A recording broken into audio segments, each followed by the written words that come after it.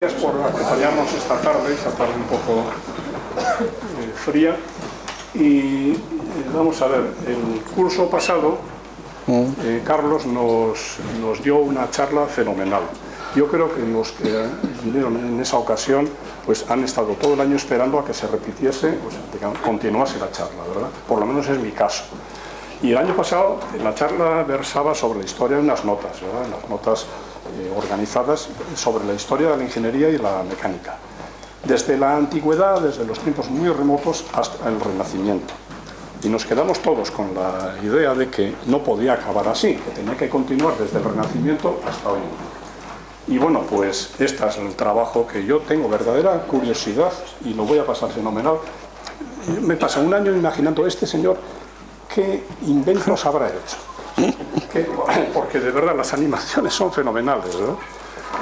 Yo no he visto cosas semejantes. Bueno, y como tenemos poco tiempo, pues vamos a... Sí, vamos a empezar porque la presentación puede ser un poquito larga y tenemos que llegar desde el siglo XVII, sí, desde el XVII hasta el siglo XXI, siglo XX, entonces pues vamos a ocupar bastante tiempo, ¿no?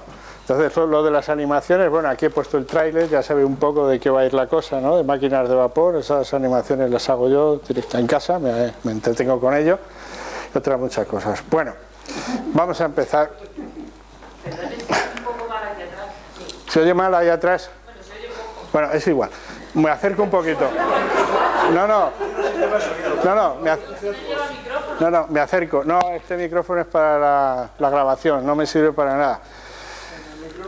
Bueno, como en todas las cosas, como en las miniseries de televisión, siempre hay un capítulo que dice lo que pasó en el capítulo anterior, ¿no? Entonces, de cara a que se pueda continuar con lo que hicimos el año pasado, y algunas personas que no estuvisteis aquí y que no lo visteis, pues vamos a ver un poquito de qué iba la historia. No.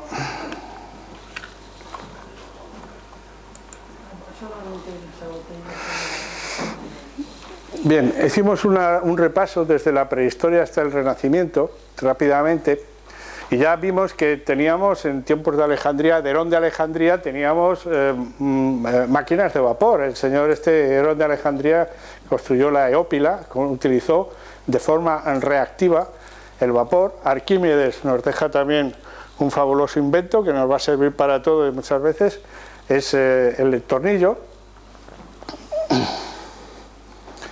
Y Vitruvio, en el tiempo de los romanos, eso sería, nos enseña con su famoso molino pues el uso y manejo de la fuerza hidráulica y de las ruedas dentadas, que ya era para los romanos, era una cosa bastante conocida, ¿no? Las ruedas dentadas. La sierra de Hierápolis, además del uso de la fuerza hidráulica para mover, ya también utiliza ruedas dentadas y además han desarrollado el mecanismo de biela, que nos creemos que es muy moderno y tal, pero no, eso ya lo tenían los romanos. Donde no hay posibilidades, que no tenemos corriente hidráulica, pues entonces hay que sacar el agua del fondo de la tierra. Bueno, pues hay también mecanismos que se prepararon, se hicieron en aquellos tiempos, basándose en la rueda dentada, para poder manejar. Es decir, vamos viendo que en los tiempos pasados ya había una gran cantidad de avances tecnológicos que se iban utilizando.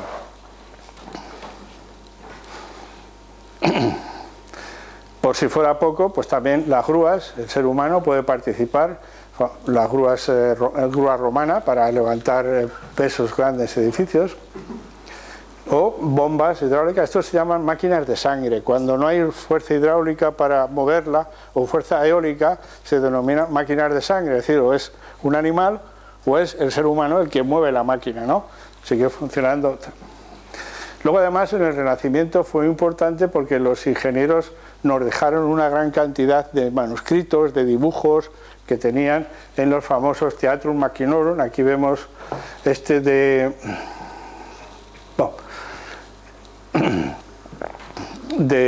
Juanelo Turriano. Hemos visto unas imágenes de Juanelo Turriano y unas imágenes de cuál era el otro, no me acuerdo. Es igual.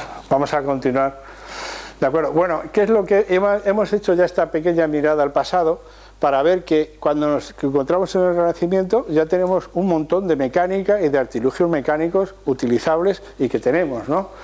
Además, en este periodo, que va a comenzar en el siglo XVII, va a ocurrir una cosa muy importante, y es que comienza la revolución científica. Es decir, la humanidad se ha quitado ya todas las telarañas del pasado, y entonces se está empezando a avanzar, todo se cuestiona, todo se pregunta, todo se experimenta. Y muy importante son la fundación de las reales sociedades, de las sociedades de investigación, por ejemplo, la Royal Society de Londres en el 1660, a la que sigue muy poquito después la Academia de las Ciencias de Francia. Aquí vemos en el 1666 tenemos un grabado de la inauguración de la Academia por Luis XIV. Va a comenzar un periodo muy importante en la historia de la humanidad.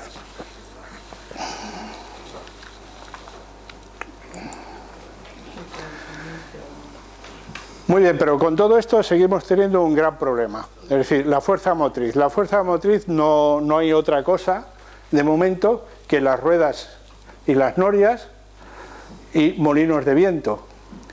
Y móviles, pues el accionamiento, y móviles, que es la fuerza animal, la máquina de sangre para los accionamientos y los movimientos, la energía que debe moverse, arrastrar un carro, etcétera, etcétera. Aquí hay una imagen, todavía en el siglo XVIII se sigue utilizando la fuerza hidráulica. Este es un grabado de la enciclopedia de Diderot y d'Alembert en el siglo XVIII, molinos bastante complicados ya, movidos por fuerza hidráulica. Todas estas resultan insuficientes, es necesario avanzar, conseguir algo más. Pero a pesar de eso nos van a seguir acompañando estas fuerzas, estas energías, la hidráulica, la animal, etcétera, va a seguir hasta nuestros días funcionando, pero la vamos a intentar superar. Bueno, lo primero que se nos viene a la cabeza, bueno, la máquina de vapor. La máquina de vapor es lo primero que se ha inventado, que se empieza a inventar para tratar de quitar la servidumbre que había de la fuerza hidráulica a la máquina, al movimiento de las máquinas. Y para ello tenemos que empezar con la presión atmosférica y el vacío, es decir, lo que se llamó el poder de la nada. Curioso, pero la nada tiene un gran poder. Y empezamos con el experimento de Torricelli. Torricelli, no sé si recordáis, que se le ocurrió coger un tubo de vidrio, llenarlo de mercurio, ponerlo boca abajo dentro de una cubeta de mercurio, y vio que efectivamente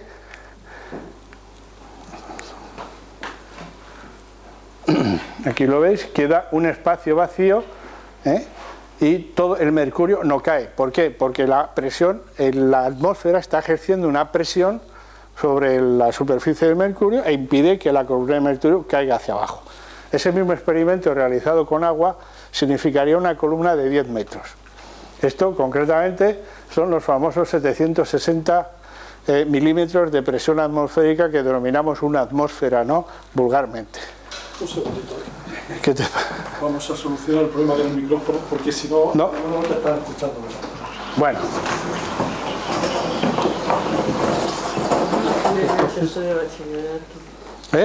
Que lo estudié en sexto de bachillerato, lo de Torricelli. Pues claro, pues estas cosas sí. Lo que pasa, fíjate que lleva razón, pero lo estudiamos como la fuerza de la presión atmosférica, etcétera. Pero no nos explicaron, por lo menos a mí no, lo tuve que aprender más tarde, un poquito para allá, a ver qué tal. La importancia que tiene esto en el desarrollo de la máquina de vapor. Ahora lo vamos a ver, qué es lo que sirve, qué significa la presión atmosférica en esto, ¿no? El siguiente es el experimento de Magdeburgo, que lo realizó el Otto von Guericke en el 1654. Este señor era el alcalde de la ciudad, pero era muy amigo de realizar experimentos, muy aficionado a la ciencia, etcétera, y no se le ocurrió otra cosa para demostrarlo que unir dos esferas vacías, unirlas, hacer el vacío entre ellas y luego intentar separarlo. Demostró que ni la fuerza de 8 caballos era capaz de separar las esferas, ¿no?, las semiesferas. Una vez que se abría la espita y entraba el aire dentro, ya no había vacío y se podían separar fácilmente. Es decir, la presión atmosférica es tremendamente fuerte y potente, ¿no? pues este es el principio necesario para la máquina de vapor. El siguiente paso lo vamos a ver con Denis Papin, que es el primero que en 1690 diseña una máquina de vapor que va a realizar el trabajo mecánico, y lo va a hacer justamente utilizando la presión atmosférica. Un invento, la olla a presión que utilizamos en casa, que todos tenemos, la inventó ya en el siglo XVII, la inventó el amigo Papin, y la usaban en el ejército. Acércate un poquito más al micrófono, Carlos. ¿Aquí? Sí. La usaban en el ejército para cocinar cualquier. Decía que hasta la peor carne, después de pasar por la olla a presión, era comestible, ¿no? Además la pusieron el bonito nombre de digestor. La patentó en el 1679. Es decir, años A que tenemos olla a presión. Bueno, lo que va a hacer Papin es precisamente demostrar la gran fuerza de la atmósfera, la presión atmosférica.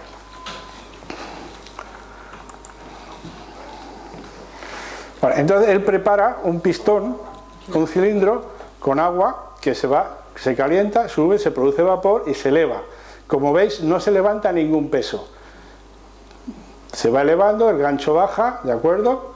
En el momento que se alcanza la presión, se bloquea la barra, y cuando el vapor se condensa, automáticamente la presión atmosférica es la que empuja el pistón desde arriba hacia abajo y ejerce la fuerza, no al revés, como podríamos suponer. Es decir, no, es que es el vapor el que empuja y el que va a levantar el peso. No, el vapor solamente sirve para levantar el émbolo hacia arriba, se bloquea, se espera que baje la presión del vapor, que se condense, y entonces es cuando la fuerza atmosférica nos levanta el peso.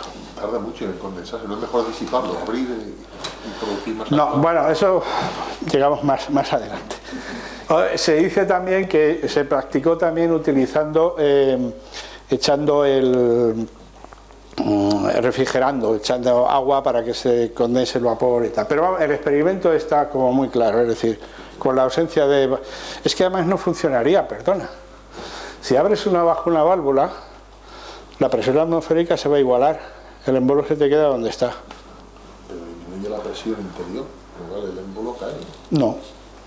No, en el momento que tuvieses una abertura ahí abajo y la abres para que salga el vapor, saldría el vapor, pero también la presión atmosférica. Ten en cuenta que Pascal ya lo dijo, la presión se transmite íntegramente a los restantes, con lo cual no has conseguido nada. Pero la presión atmosférica también está actuando sobre el émbolo en su parte superior, con lo cual... Sí, pero también actuará desde la parte de abajo. Baja por el peso del émbolo. Ya, pero entonces no va a realizar ninguna fuerza. Lo importante es aprovechar la fuerza de la presión. Imagínate que es 1 kilogramo por centímetro cuadrado. Si tienes un pistón de 30 centímetros de diámetro que puede tener 100, puedes realizar una fuerza de 100 kilogramos, por ejemplo, ¿no? Por así decirlo, ¿no? Bien.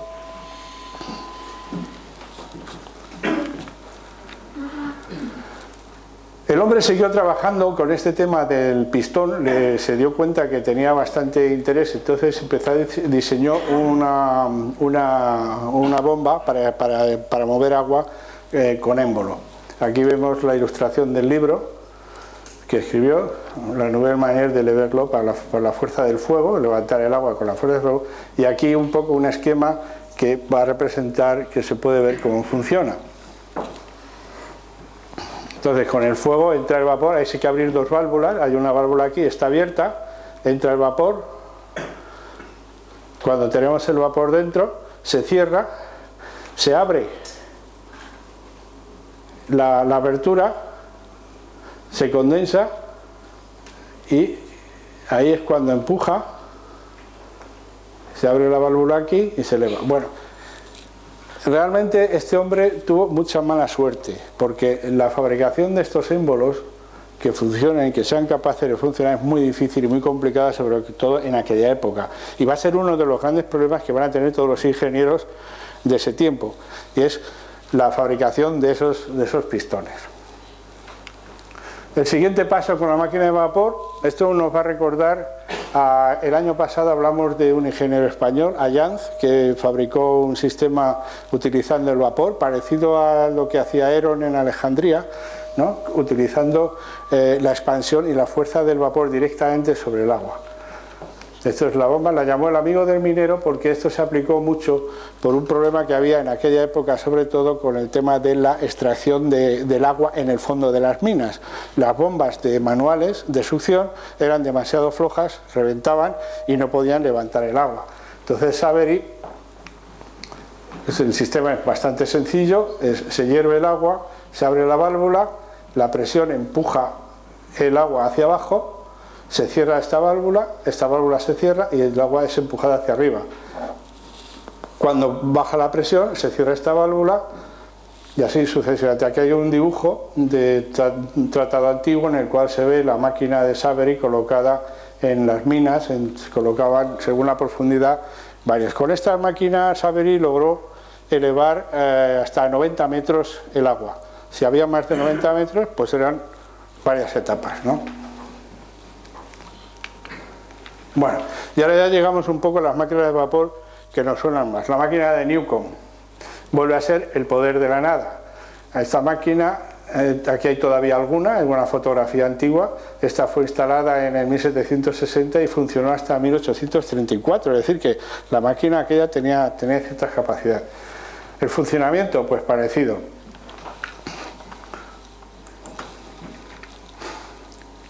Hay un montón de válvulas que hay que ir abriendo. Aquí se abre la válvula de abajo, entra el vapor,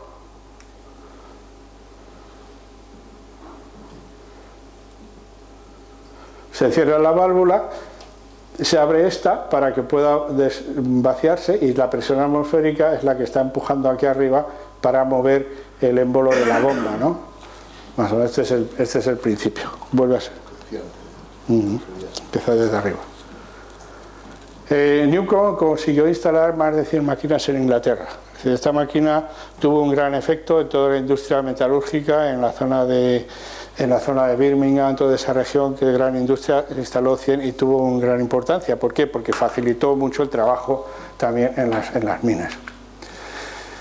Pero bueno, quien construyó la primera máquina que podía transformar la fuerza del vapor en trabajo mecánico, no solamente sacar el agua, etcétera, es Watt. Todos conocemos James Watt, el inventor de la máquina de vapor. No, bueno, había algunos más que trabajaron antes, ¿no?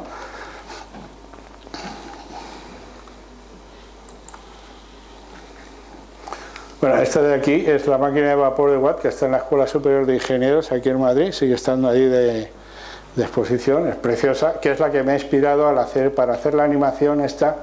Me ha inspirado precisamente esta estructura, esta foto la he copiado prácticamente para hacer la animación. Él aplicó ya bastantes cosas importantes. Lo primero es el cigüeñal, de forma que se puede utilizar el movimiento del brazo para mover otro tipo de máquina a través del engranaje. El regulador de presión, lo tiene ahí, podía regularse con eso la velocidad, según la velocidad de giro, la cantidad de presión que tenía que funcionar. Este tipo de máquina ya va a ser útil para cualquier tipo de aplicación mecánica y eso es lo importante. Bueno, estos hombres tenían muchos problemas todavía. Tenemos que decir que qué materiales disponían para fabricar las máquinas. Tenían hierro fundido, el acero carísimo, porque el acero se fabricaba a mano en la forja. Entonces tuvieron que esperar un poco a que, por otro lado, los especialistas del hierro y el carbón, los ingenieros del hierro y el carbón, pudiesen avanzar con este tema. En el siglo XVII el hierro empezó a encarecerse. Había guerras, acababa la guerra de los 30 años, el uso de hierro y la cantidad de hierro que se había utilizado para fabricar las bombas, no los cañones se hacían de bronce aún, sino los bolaños, las bolas eran enormes, ¿no?, la cantidad que se usaba. Por otro lado, una pequeña industria que sigue avanzando necesita el poco hierro que hay forjado en forma de acero para fabricar las herramientas, cuchillos, etcétera, etcétera, ¿no? Y luego una cosa muy importante, la creciente escasez de carbón vegetal. Ya explicamos el año pasado que la forma de conseguir un buen hierro, un arrabio de hierro capaz de ser forjado y conseguir un buen acero, se hace con carbón vegetal, que es el mejor para la fundición del hierro, para la extracción del hierro.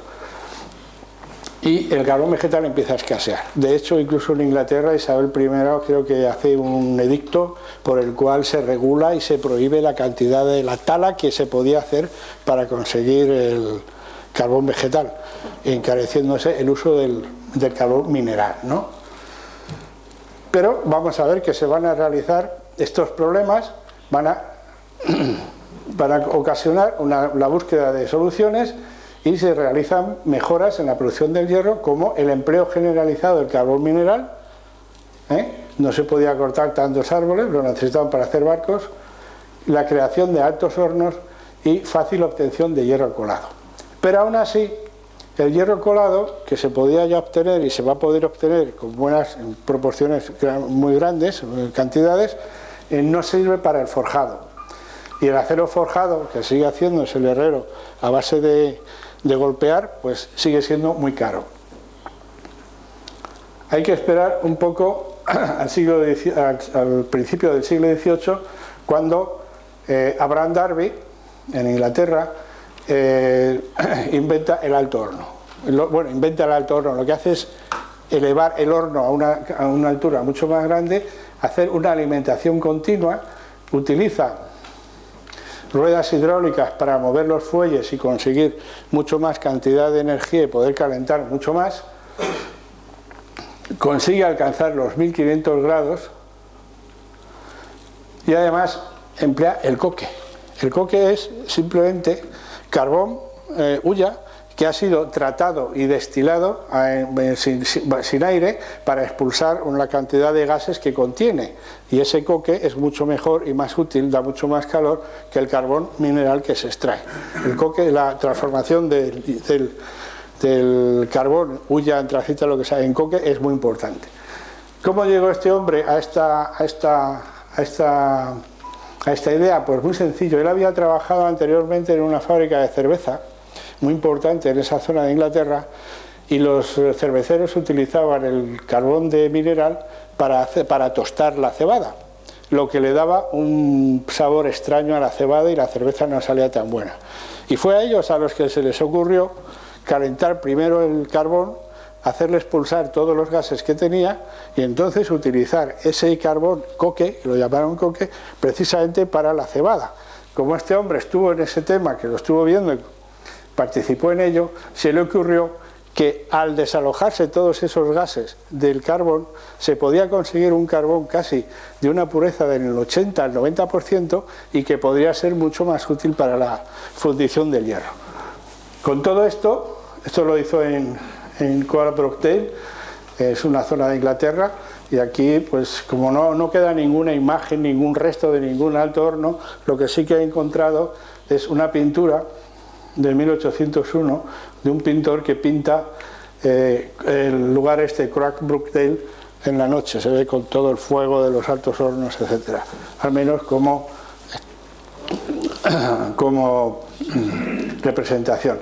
Llegó a producir con este sistema hasta 12 toneladas por semana y podía directamente fundir cañones según iba saliendo el hierro. Pero el avance más importante con el tema del hierro y del carbón es el pudelado. El pudelado es un procedimiento que se lo debemos a Henry Cort en 1784. Consiste simplemente en meter el arrabio, el hierro que extraído de la fundición del hierro, meterlo en un horno de reverbero. Es decir, este es el horno de reverbero, aquí está el fuego, los gases incandescentes pasan por aquí y aquí está el hierro sin contacto con el carbón, y lo que va a hacer un operario es removerlo constantemente con un mástil para hacerle que pierda todos los sulfuros, el azufre, todos los fósforos y tal, y que la calidad del hierro aumente. Esto es un avance muy importante, puesto que este hierro ya se va a poder laminar, se va a poder conformar y se van a poder fabricar algunas cosas más útiles. El problema es que la cantidad y la calidad del hierro depende de la fuerza física de los operarios. Se dice que lo más que podía hacer un hombre eran 300 kilogramos de hierro pudelado al día, y más o menos con 30-35 años estaban fuera del oficio. era el oficio más duro que se ha conocido en aquella época, la obtención del hierro pudelado. Otra cosa que también hay que tener en cuenta, pues es el diseño y construcción de máquinas. Para construir máquinas de vapor, por ejemplo, cualquier otra cosa, necesitamos otras máquinas que nos ayuden a fabricar otras máquinas, ¿no? Entonces tenemos, puesto aquí, por ejemplo, el torno, que ya lo empieza a usar muy bien el Michel Lasarte, que se llamaba, además, le llamaban en aquella época, le llamaban el querubín de Orleans. Era un monje benedictino que además se dedicaba en sus ratos libres a fabricar pequeñas máquinas, herramientas y utilizarlas, ¿no? Es curioso, el sistema que tiene para mover el impulso y la inercia es con un arco. Arriba hay un arco que lo único que va a hacer con el pedal moverlo, y el arco al flexionar le va a dar el impulso. Uno muy importante en la fabricación de maquinaria es Christopher Polen, sueco, en 1729, que diseña máquinas capaces de tallar los dientes de los relojes, para los relojes. Él decía que era una pena que, habiendo relojeros tan importantes que podían diseñar cosas maravillosas, perdieran el tiempo en hacer los dientes, ¿no? En tallar las ruedas. Entonces hizo una máquina para poder tallar las máquinas rápidamente. Otro importante en la construcción de máquinas que debemos es John Wilkinson. Ya nos suena algún nombre. Wilkinson nos suena por ahí de acero y todo eso, ¿no? Ya están por ahí. Este es un torno accionado por rueda hidráulica, es una mandrinadora, y la construyó precisamente por James Watt, porque James Watt tenía muchos problemas para fabricar cilindros perfectamente redondos y que pudiese funcionar aquello. Entonces le pidió a Wilkinson a ver si le podía echar una mano, fabricar una máquina suficientemente buena, porque los procedimientos que había desde los tiempos del Renacimiento para fabricar y mejorar un poco el ánima de los cañones era demasiado vasto para una máquina de precisión como es una máquina de vapor. Valía para meter una piedra dentro y dispararla, pero no para hacer funcionar Y otro muy importante es Eli Whitney, que lo veremos más adelante. Este hombre inventa la fresadora. Parece ser que el gobierno norteamericano le encargó como 10.000 rifles, 10.000 fusiles. En aquella época los fusiles se fabricaban uno a uno. Un tío se ponía allí y fabricaba el fusil prácticamente entero. Entonces él se dio cuenta que cuando se averiaba un fusil era muy difícil repararlo, porque no había piezas que fuesen exactamente iguales y que se pudiesen intercambiar. Entonces, ¿qué es lo que hace? Diseña un fusil, diseña los patrones para que todos sean iguales, fabrica una máquina que utiliza una rueda dentada pero muy dura, y los dientes, en lugar de ser dientes normales, tienen corte, con lo cual es una fresa. No sé si habéis visto alguna fresadora alguna vez. Bueno, pues eso va a ir cortando y permite tallar las piezas todas iguales e intercambiables con todos los fusiles, ¿no?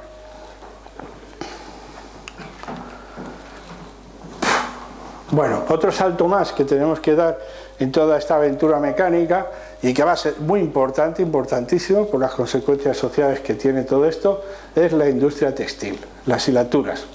La hilatura, sabéis que era el procedimiento de sacar el hilo y tal.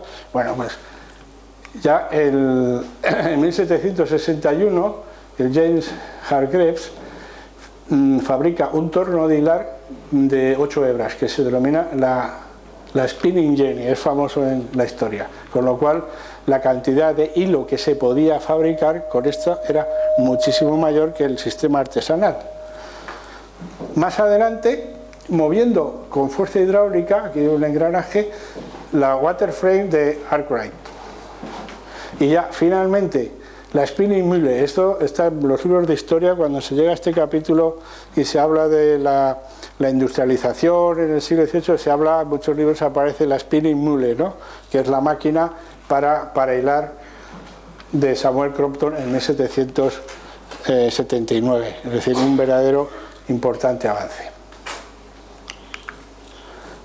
Seguimos con la industria textil, los telares. Una mejora importante, la lanzadera volante de John Kay.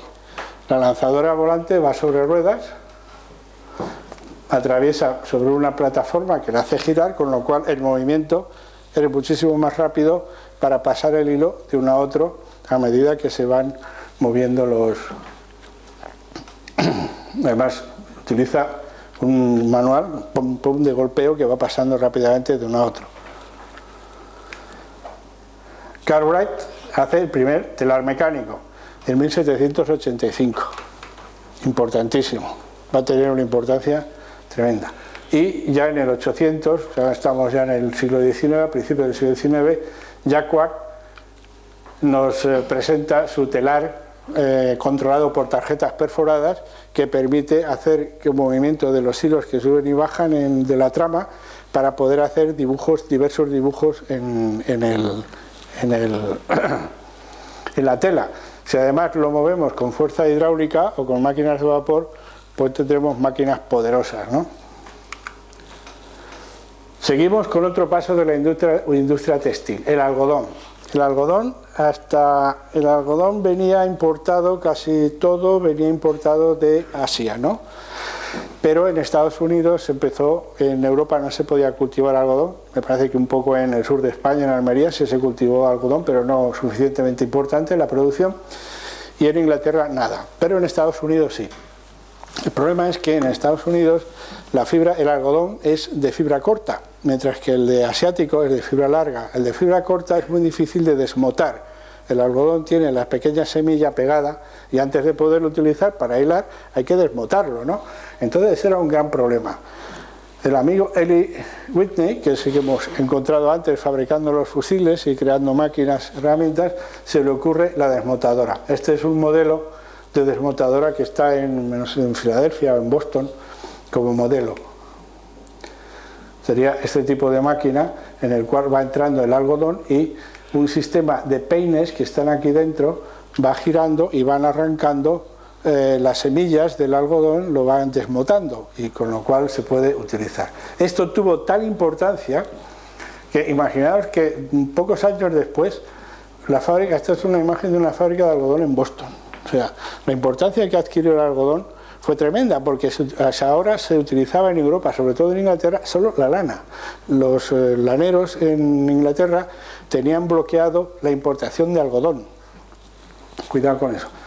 Aquí es este cuadro, vemos el uso de la lana en los primeros años, no se ve, esto está, no lo veo, los años, y ves que poco a poco la lana se sigue subiendo, claro, hay más población, se va utilizando más, pero el algodón aparece y al final del siglo el algodón se utiliza muchísimo más que la lana, porque los fabricantes textiles en Inglaterra consiguieron que el gobierno eliminase las restricciones de importación de algodón para que favorecían a los de la lana. Consiguieron eliminar ese bloqueo y la llegada del algodón mucho más barato, muy manejable con las nuevas máquinas, produjo una enorme cantidad de tejidos y una sociedad, una población creciente, necesitaba cada vez más, pues se pudo utilizar y hacerse uso del algodón. Esto es un cambio muy importante.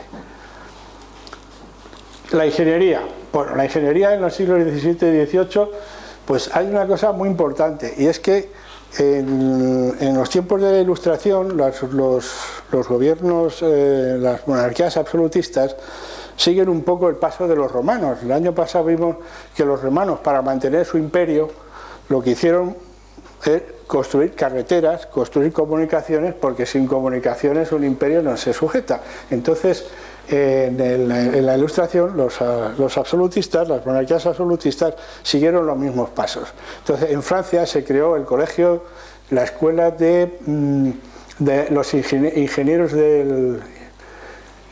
civiles, no, les génies, tengo esto tan lejos que me lo habéis colocado. No, eso es más tarde, pero bueno.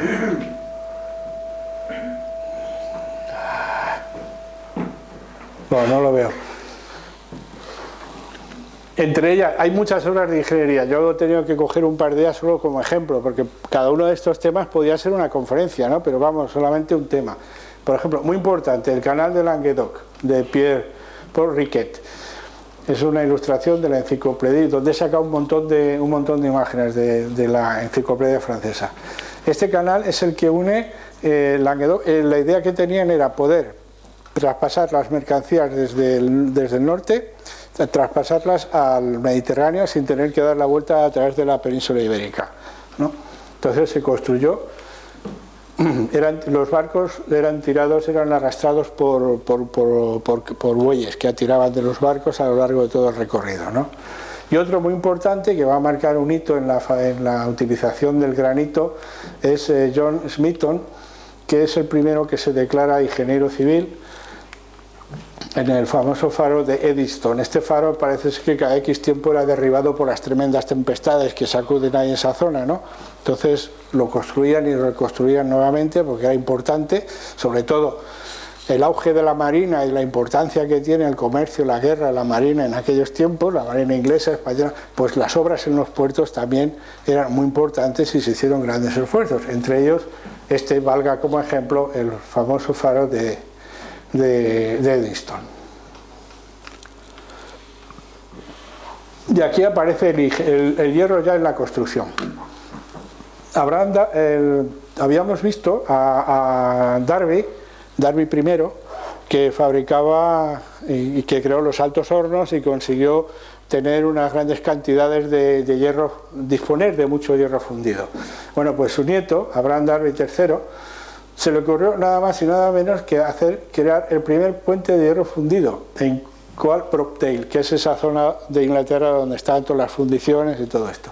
Es una maravilla, sigue en pie, esto es una foto real, sigue en pie. Los arcos son partidos por la mitad, están fundidos uno a uno, de una sola vez, están fundidos uno a uno de una sola vez, increíble.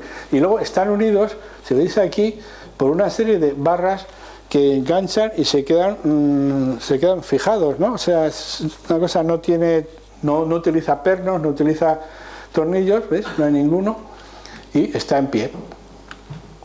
Es el primer puente construido en hierro de la humanidad. Lo construyó este hombre, el nieto del fundidor. Vale la pena visitarlo, yo no he podido, me gustaría ir.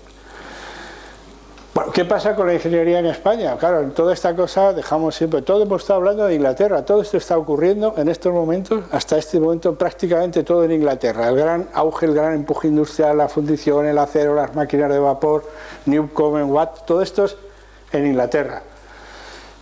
Bueno, nos vamos a unir a la cabalgata, y con la llegada de Felipe V en 1700, los Borbones traen las ideas que ya hemos visto que estaban practicando en Francia con la creación del cuerpo de ingenieros y todo esto, y la ilustración y las nuevas ideas, encarga a Jorge Próspero de Borbón, es el encargado de la creación de un cuerpo de ingenieros dentro del ejército. Al igual que los romanos y los franceses también, cuando crean son cuerpos de carácter militar. Se tarda un tiempo en que sean, en España se entienda al ingeniero como algo civil, serán los ingenieros civiles un poco más tarde, pero al principio son militares. También se empiezan obras importantes, el Canal Imperial de Aragón, que pretendía llegar desde Tudela arriba, llegar hasta el Mediterráneo, para evitar, porque el Ebro está muy bien, pero tiene muchos meandros, es difícil de manejar. Desgraciadamente no se llegó hasta ahí, y se llegó hasta un poco más allá de Zaragoza, pero el canal sigue estando ahí. Ahora se utiliza únicamente con fines turísticos, ha perdido su valor. Un nombre muy importante, Agustín de Betancourt, que vivió entre el 1758 y 1824. Aquí lo vemos en un sello de Correos de Rusia, conmemorativo. Resulta que este señor trabajó con Borbón en la creación del cuerpo de ingenieros, tuvo bastante que ver en toda esta historia, pero realizó algunos trabajos en los puertos de España, etc. Pero se marchó a Rusia, donde fue nombrado mariscal por el emperador, que es concretamente...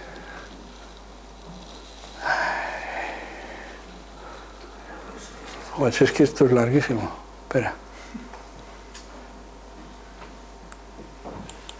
Que me queda poco sitio. Aquí. Vale.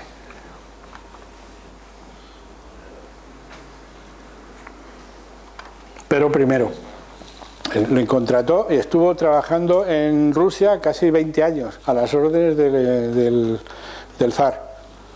Ni más ni menos, murió allí. Agustín de Betancourt.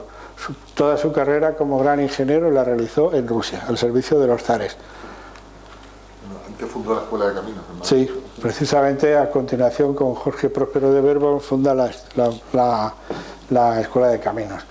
Luego tenemos Juan López de Peñalver, que fue encargado de escribir un manual con la descripción de las máquinas del Gabinete Real de Máquinas, un compendio de máquinas, aquí vemos una página de ellas, de un aparato, etcétera.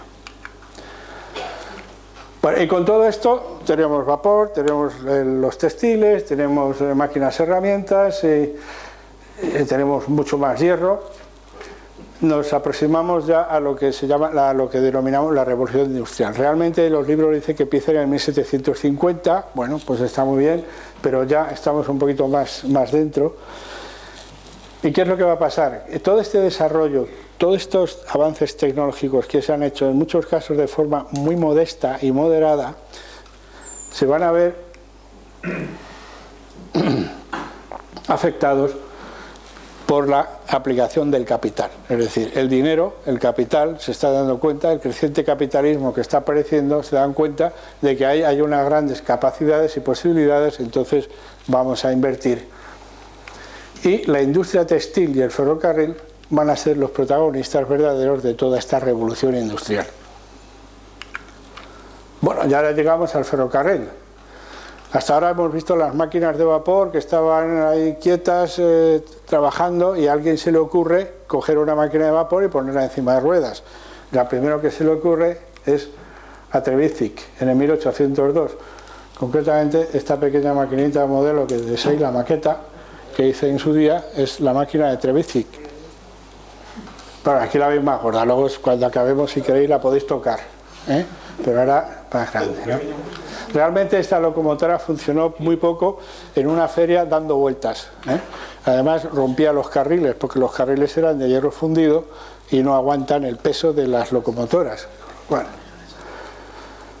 el siguiente diseño lo vemos aquí. Bueno, aquí hay un cuadro. A mí me gusta ver siempre cuando en las obras de arte la aparición de la tecnología en las obras de arte. Este cuadro de aquí, de Collier, es el obrero del carbón. Se representa un tren minero aquí al fondo, con una locomotora y una mina, etcétera. Pero lo importante en este caso no es solamente el hombre, el carbonero, sino la locomotora, que es esta.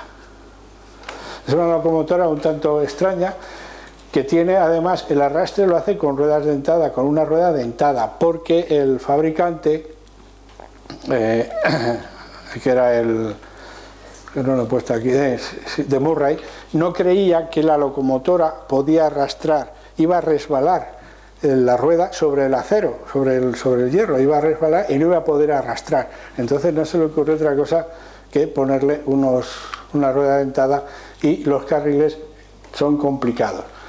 A esta máquina, que se instaló en el primer tren minero en el Middleton Railway, era arrastrado por la locomotora Salamanca. ¿Por qué el nombre de Salamanca? Diréis, ¿y esto por qué? Bueno, pues muy simple. Los ingleses tenían la mala costumbre de que cuando tenían una victoria militar en algunos, pues ponían el nombre a algún invento. Y en este caso, Salamanca viene de la victoria de Wellington aquí en Salamanca, cuando dio caña a los ingleses en la famosa batalla, que además de sí ganaron, pero nos destrozaron toda la industria que podía haber en España. Los ingleses la fueron destrozando sistemáticamente para evitar la competencia que pudiésemos hacerles, ¿no? Pues aquí se llama la Salamanca. Ya mejor son las locomotoras, la Puffin Billy, también es famosa, está en muchos museos, que ya aprovecha la fricción de los raíles, de la fricción sobre los raíles para arrastrar vagones. Se dio cuenta que eso de la rueda dentada, que era un rollo, porque además los carriles eran muy complicados de fabricar, y que lo más sencillo, probó, y efectivamente la locomotora arrastra perfectamente trenes larguísimos, sin necesidad de otro artilugio que el propio peso de la locomotora sobre los carriles. Ya es importante. Y luego, pues una famosa que la conocemos yo creo que todos, The Rocket, el cohete, de Stephenson, que es la que utilizada en el primer ferrocarril público entre Canterbury y Whitstable. En el 1830 es cuando se construye el primer ferrocarril público. El otro anterior era para uso minero, ¿no? Es la famosa Rocket, cuya maqueta podéis ver ahí, luego la podéis echar un vistazo. Bueno, a todo esto, ¿cómo es la expansión del ferrocarril en Europa? Es enorme. Una vez que se ve que esto empieza a funcionar, que hay posibilidades económicas, el capital y las inversiones son enormes. Entonces, en un principio, no sé si veis las fechas aquí arriba bien, hay unos pocos de ferrocarriles aquí arriba en Inglaterra, son los que hemos visto antes, aquí más o menos es lo mismo. Un poco más adelante ya se va extendiendo la red ferroviaria, aquí más todavía, en Inglaterra sobre todo. Ya en Europa, en España ya empezamos a tener en el año 1870 ya tenemos algunas, las veremos, redes de ferrocarril, y vemos cómo va avanzando. Además se ve aquí abajo un poco una comparación entre los modelos y la tecnología que se va pudiendo desarrollar de las locomotoras para el arrastre de los trenes. Hacia final del siglo XIX, el total de kilómetros instalados en el mundo era de casi 1 millón de kilómetros, de los cuales 321.000 corresponden a Europa. Es decir, también se estaban construyendo ferrocarriles en Estados Unidos, los famosos Union Pacific, etcétera, se están construyendo exactamente igual. Una locomotora de vapor, pues bueno, yo creo que todo el mundo tiene curiosidad, todos hemos visto las viejas locomotoras de vapor circular a toda velocidad. A mí me producían una emoción tremenda ver una máquina de 6 ejes atravesar embalada, echando vapor, echando humo, me producía una emoción tremenda. Bueno, pues lo más importante de todo, que esto lo inventó ya Stephenson, es la caldera. La caldera tiene una cosa, aquí está el fuego, la caldera es un cilindro y el calor del fuego se transmite a través de tubos hacia adentro, es decir, la caldera, el agua está dentro y en el interior hay unos tubos. Vamos a ir al Museo del Ferrocarril, allá hay una locomotora verde, se podrá ver. De tal manera que se aprovecha, lo importante era aprovechar el calor de ese fuego para calentar el agua. El vapor sube hasta arriba, lo que se llama la cúpula, el domo, donde pasa por un tubo que va a ir directamente a los pistones, al émbolo. Y aquí vemos la mecánica de cómo funciona con la válvula de distribución, que va a ir cambiando la entrada del vapor en un lado o en otro según ir generando el movimiento. Este tipo de máquina ya va a funcionar hasta... El ferrocarril en España. Pues en España el primer ferrocarril no se construyó en la península. En España se construyó en Cuba, que era España, pero no se construyó aquí. Cuando se dice el ferrocarril de España, el de Mataró, no, perdona, el de la península. El de España se construyó en La Habana, en la línea entre La Habana y Güines, y fue la primera línea ferroviaria. Se inauguró el 10 de noviembre de 1837 en Cuba.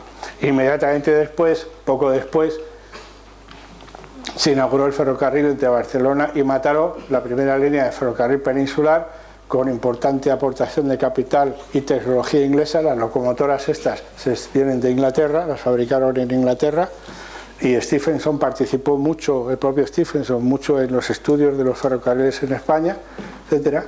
Y aquí vemos, por ejemplo, un grabado del segundo ferrocarril, la segunda línea peninsular, en el 1851, el ferrocarril entre Madrid y Aranjuez, el que hoy conocemos tradicionalmente como el tren de la Fresa, pues ese, en esa época. Es decir, España, a pesar de todas las dificultades, poco a poco y con un retraso considerable, nos vamos introduciendo en las nuevas tecnologías y en los nuevos... Desgraciadamente todos sabemos que en estos siglos, en el siglo XIX, por ejemplo, pues entre la ocupación de la guerra de independencia, las guerras carlistas, los pronunciamientos militares, dijésemos que la capacidad que había en el país para dedicarnos a investigar, a hacer cosas, a desarrollarnos tecnológicamente, pues creo que todos lo entendemos que era bastante limitada, ¿no? Me gusta el arte y las máquinas, entonces para descansar un poquito y relajarnos con tanta tecnología y tanta cosa, pues se me ha ocurrido poner esta transparencia en la cual se hace exaltación del ferrocarril. El famoso cuadro de William Turner, Lluvia, Vapor y Velocidad. No va a faltar el de Claude Monet, la entrada de la estación de San Lázaro, por ejemplo, o el tren en la noche de Aureliano Beruete. Es decir, es interesante ver las emociones que ha concitado el ferrocarril en la gente. Es un medio de comunicación, algo que produce, tiene un espíritu como romántico, ¿no? Lo hemos visto en el arte, los propios pintores, artistas, no han vacilado en pintar el tren, era algo importante, la literatura, etcétera. Cuántas cosas han ocurrido, incluso hasta nuestros días, se desarrollan en un tren que va de un sitio para otro, con gente desconocida, ¿no? Ese espíritu es muy interesante en el tren, aunque desgraciadamente las famosas locomotoras de vapor con sus humos, sus penachos de vapor y de humo, desgraciadamente a mí me recuerdan a los héroes de las tragedias griegas, a los héroes griegos. Tienen un nacimiento y un desarrollo exuberante, explosivo, pero efímero, porque en muy poco tiempo la máquina de vapor, las locomotoras de vapor, incluso las máquinas de pistón, van a ser desechadas, van a dejar de usarse. Bueno, volvemos otra vez a nuestra máquina de vapor. Ya hemos visto un poquito un periodo, un proceso, y ya nos metemos de pleno en el siglo XIX. La máquina de vapor en la industria. Claro, lo más interesante es ya utilizar la máquina de vapor. Antes teníamos que poner las industrias, llevarlas a donde había agua, ríos, para poder poner ahí una rueda hidráulica y que aquello se moviera.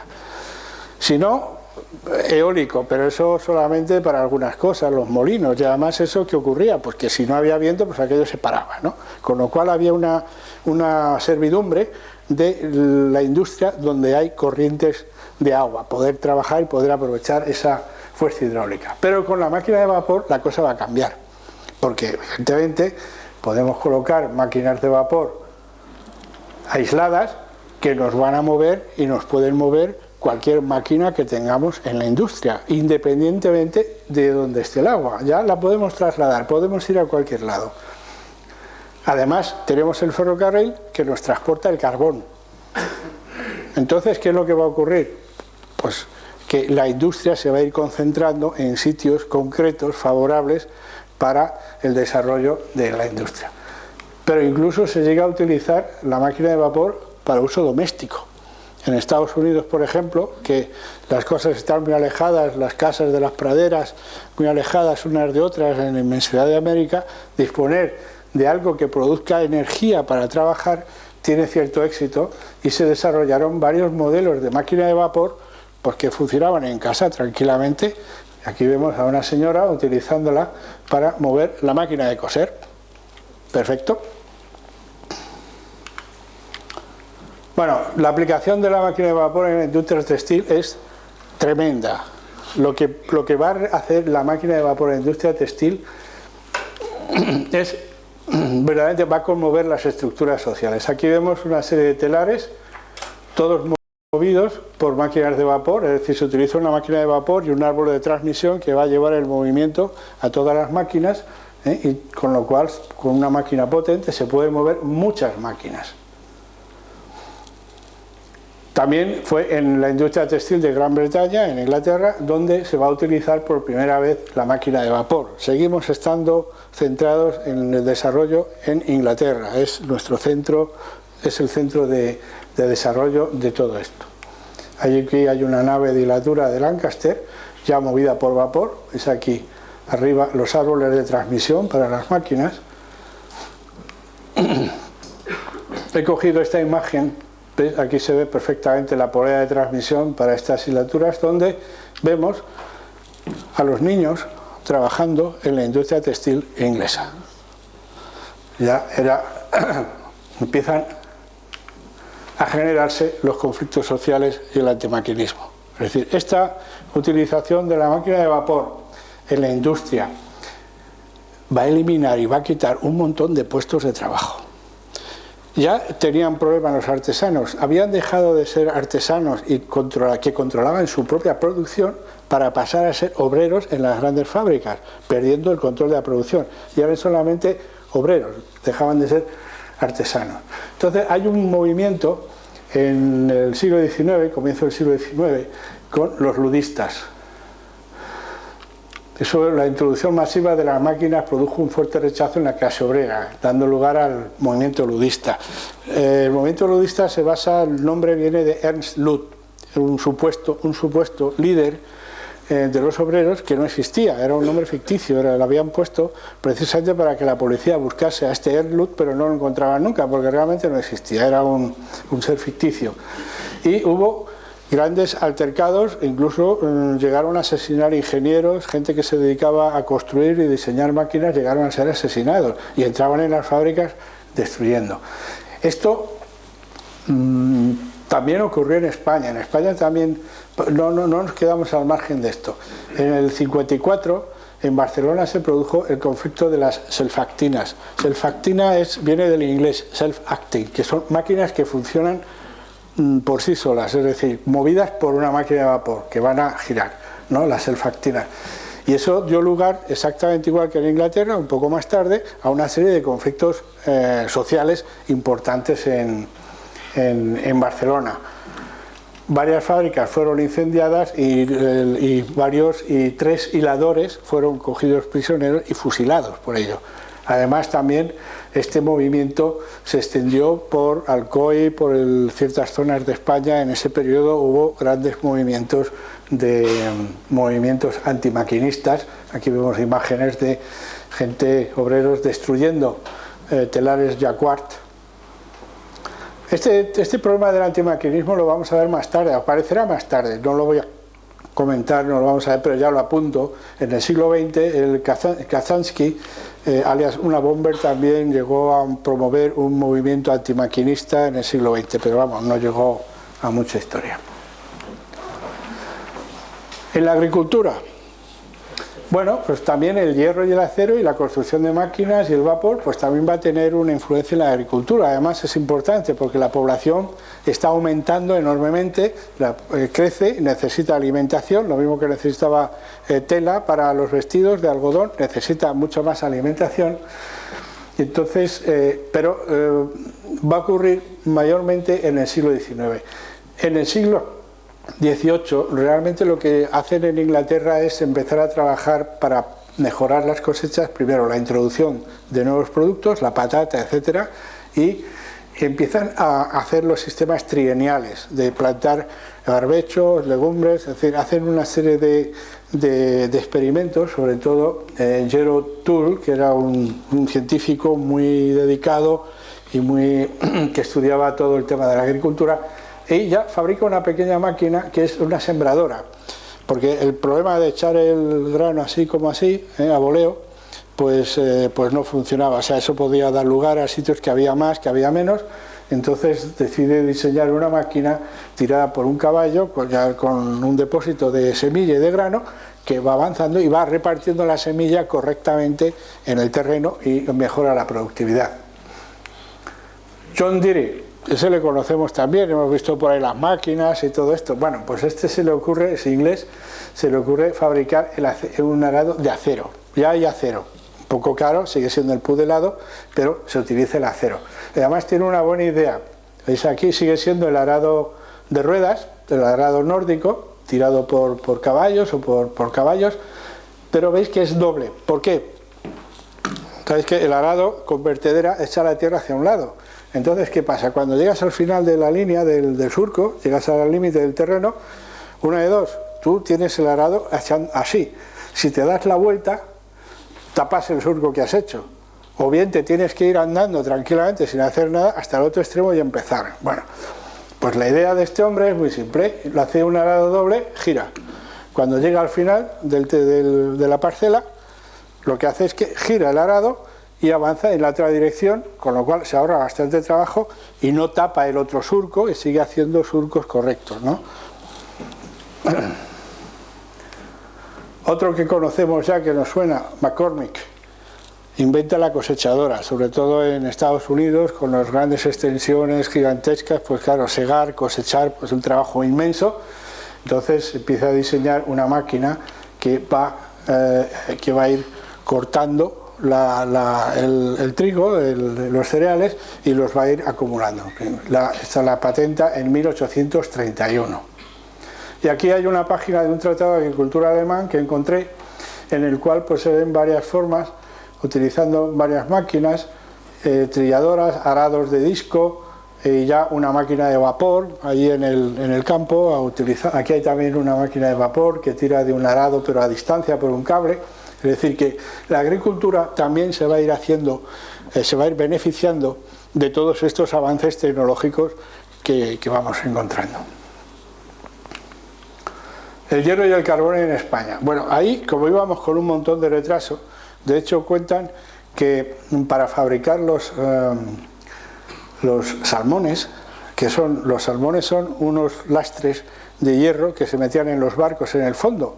¿Para qué? Pues para bajar el centro de gravedad, y además lo más pesado posible, que dejase mucho más espacio en el casco del barco para estivar productos, ¿no?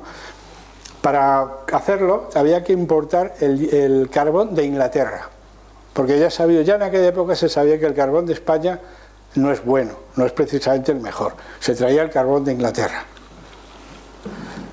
Pero ya Carlos III, durante el reinado de Carlos III, Jovellanos ya reconoce la importancia del carbón mineral. Es decir, hay que tener carbón, hay que desarrollarlo, y envía a Francisco Carlos de Gaza en el 789 al sur de España, en Espiel, en la cuenca minera del Guadiato, a buscar minas de carbón. ¿Por qué? Porque había un pequeño ferrocarril que transportaba el mineral, pero funcionaba con carbón vegetal o madera.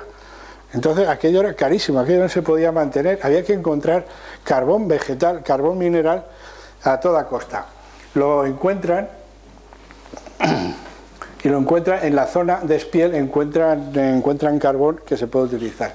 El hombre este es un ingeniero de minas, hay un dibujo de cómo organizar una mina, una imagen del libro El carbón mineral de Francisco Carlos de Gaza. Ya he comentado que durante el siglo XVIII España dependía de la importación del carbón británico.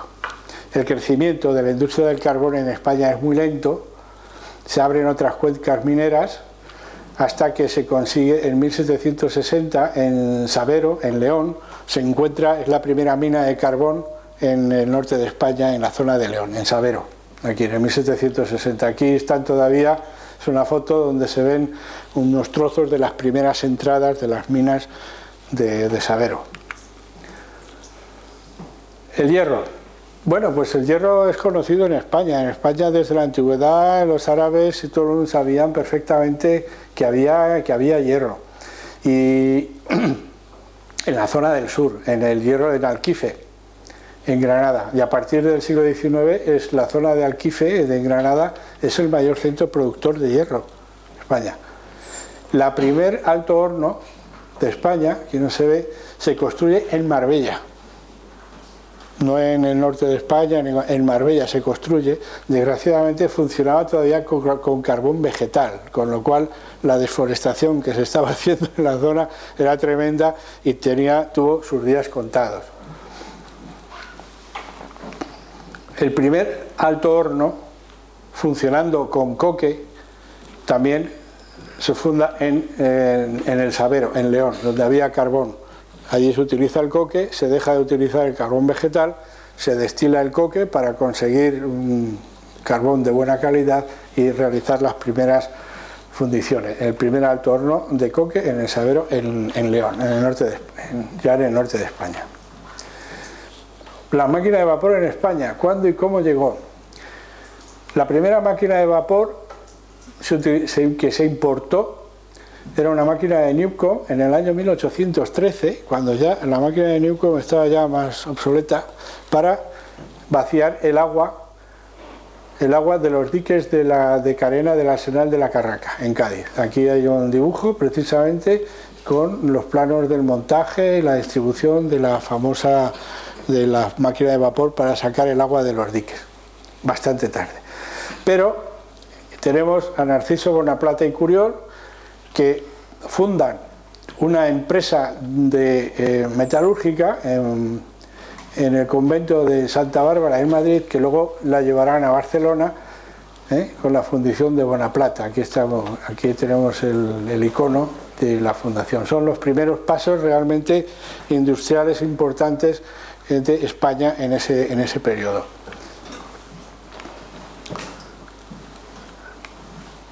Los talleres Nuevo Vulcano de Barcelona, que empiezan a construir máquinas de vapor, y sobre todo, la más importante, la construcción, la maquinista terrestre y marítima, la MTM de Barcelona, que fue la que realmente empieza a construir máquinas de vapor, fundición, etc. Es la industria más potente que tenemos en España en ese momento. Hoy en día ahora pertenece a la firma Alstom, francesa, o sea, ha sido comprada, etcétera, ya no es nuestra. Aquí tenemos una imagen de la construcción de un barco de hierro en la maquinista terrestre, ya al final del siglo XIX, de una gran fábrica al lado del puerto. Hay tanta gente. Pues ahí se pusieron todos para la foto. No, a lo mejor era un problema de seguridad, yo qué sé. Bien, los barcos propulsados por vapor. Bueno, la máquina de vapor no solamente la vamos a usar en el tren, también la podemos usar en más cosas, pues sobre todo la hemos visto en el vapor. Aquí tenemos en el barco el vapor Clermont de Fulton. Fulton trajo este barco, se lo presentó a Napoleón, pero Napoleón se lo hicieron funcionar en el Sena un poco, pero no le interesó para nada, no se dio cuenta de lo importante que iba a ser. Así que el hombre regresó a Estados Unidos y en 1807 votó el Clermont, que es el primer barco realmente, no el primero, hay un barco primitivo muy antiguo, el piroscafo, que no llegó a ningún desarrollo, pero que también funcionaba con una pequeña máquina de Watt, que funcionaba también pero vamos, de utilidad real, el Clermont. El Aaron Mamby es un barco ya totalmente de hierro, el Clermont era de madera. El Aaron Mamby es el primer barco que se creó para hacer el transporte entre Cornualles y Le Havre, y ese sí ya es totalmente de acero, de hierro, ¿no? Es el primer barco de hierro y funcionaba con vapor, evidentemente, y no tenía ni utilizaba ningún soporte de velas auxiliares, ¿no? Se construyen muchos barcos, se van avanzando, y uno de los más bellos, el Great Western, en 1858, que es un gigantesco barco de 5 palos, de 6 mástiles, movido por paletas, que hacía la ruta de Europa a Estados Unidos. Este barco, Julio Verne hizo el viaje en este barco y le proporcionó la inspiración para escribir la famosa novela Una ciudad flotante. Todo ocurre en una ciudad flotante, donde ocurre, que es precisamente el Grand Western. Si leéis alguna vez la novela, veréis este barco, lo describe en su interior, las máquinas, cómo funcionan, etcétera, con la prosa de Julio Verne. Bueno, ya la bomba, la llegada del acero barato. Hasta ahora teníamos el hierro forjado, que había que hacerlo, el pudelado, que era una mejoría, que ya se podía laminar, seguía siendo caro, porque el sistema de pudelado era un trabajo tremendo, durísimo, pero va a llegar el acero barato. Pero daros cuenta que el acero barato va a llegar al final del siglo XIX, en la segunda mitad, en el 1860. O sea, no es tan lejano, es relativamente próximo este acero. Y el primero es el proceso de Bessemer. Consiste fundamentalmente, bueno, aquí está un esquema del sistema y aquí una imagen de una fundición con los convertidores Bessemer. Consiste en echar chatarra, material, el arrabio fluido, todo ahí dentro, y insulfar aire a alta presión en el interior del arrabio, de la masa de hierro. Con lo cual, ¿qué ocurre? Que la reacción interna es muy grande y se va a eliminar una grandísima cantidad de todas las impurezas que quedaban en el hierro y se va a asimilar la suficiente cantidad de carbono para poder tener y conseguir acero directamente, ¿no? Ese proceso fue sustituido rápidamente, y casi la mayor parte del acero que se consume, por el procedimiento de Martin Siemens, otro nombre que ya nos suena, Siemens, además tenemos por aquí cerca también. consiste prácticamente en lo mismo. Es un horno de reverbero, en principio, que se insulfa el aire frío, el aire caliente, del mismo modo, pero es un sistema estático. El aire se calienta aquí abajo con unos hornos de quemaderos. Tiene una ventaja, es que es más lento el proceso que en el Bessemer, con lo cual el control de calidad del acero que se va a conseguir es mejor. Hoy en día prácticamente todo el acero se fabrica, la mayor parte del acero, por el proceso de Martin Siemens. Para que os deis una idea de qué importancia tiene este proceso, en esta gráfica que vemos la producción de acero entre 1800 y el 1950, hace poco, veis la curva cómo asciende rápidamente, y aquí es el punto donde aparece Bessemer, es decir, el acero, ahí es cuando ya llegamos al máximo, tenemos acero para lo que queramos, ¿no? Y la producción se multiplica de forma exponencial en los siguientes años. Bueno, la ingeniería del siglo XIX, pues con todas estas posibilidades técnicas de máquinas de vapor que se mueven, acero barato, pues se emprenden retos de ingeniería civil importantísimos. Por ejemplo, he puesto aquí uno de los más importantes, la construcción del canal de Suez, que obra promovida por Ferdinand Lesseps. Era un proyecto que ya desde el tiempo de los faraones tenían la idea de poder hacer un canal, evitar dar la vuelta a África, etc. Y Lesseps lo consigue poner en marcha y se inaugura en el 1859. Hace poco ha habido aquí una conferencia sobre el canal de Panamá, también promovido por Lesseps. Lo que pasa es que ahí hubo muchos problemas, lo explicaron claramente, los problemas que hubo con el canal de Panamá, la intervención de los Estados Unidos, etc. El Lesseps ni Eiffel, que trabajó en ello, llegaron a ningún punto, y el canal de Panamá se terminó de inaugurar y realizar ya en el siglo XX. Fabricación de puentes de hierro. Mira, este es el puente de hierro de Zaragoza, puente de hierro de Zaragoza, que lo construyó precisamente la maquinista terrestre y marítima de Barcelona. Se dedicó a fabricar la mayor parte de los puentes de acero que se hacían en España en aquella época, eran de la MTM. Esta imagen es del puente, se inauguró en el 895. No es el primer puente de hierro. El primer puente de hierro está en Sevilla. Lo que pasa es que es un puente que no me gustaba nada para la imagen, y el más bonito es este, que ya nos da la imagen del puente de forma de viga, como más tradicional, más clásico, que hemos visto cientos de ellos en un montón de imágenes, ¿no? Oh, ¿qué pasa? Conecte el equipo o busque otra fuente de energía. A ver, los ingenieros.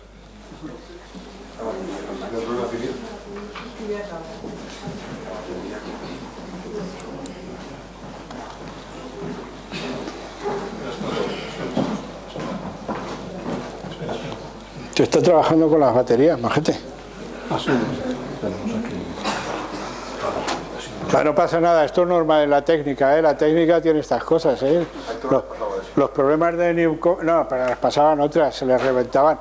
La gente esta que trabajaba con el acero, aprovecho esta pequeña pausa con el acero, Watt no llegó a trabajar nunca con altas presiones porque tenía un pánico tremendo a las explosiones. Había visto explotar las máquinas de Savery, de Newcomen, con las calderas fabricadas con hierro fundido, recubiertas de plomo para que no estallasen, las había visto explotar, y entonces se negaba a trabajar con presiones altas. Trabajó siempre a una...